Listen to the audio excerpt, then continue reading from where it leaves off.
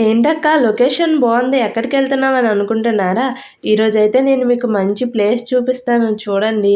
ఇక్కడైతే నాకు చాలా నచ్చింది. నేనైతే తమలపాకు మొక్క కోసం వచ్చాను. కానీ ఇక్కడైతే చూసారా పాలకూర, తోటకూర, జనపకూర అన్నీ కూడా ఇక్కడ పండిస్తారంట. చూసారా ఎంత ఫ్రెష్‌గా ఉందో కదా! నేనైతే పాలకూర తీసుకున్నాను. వచ్చిన పనైతే మర్చిపోయి మొత్తం కూడా తిరిగేస్తున్నాను.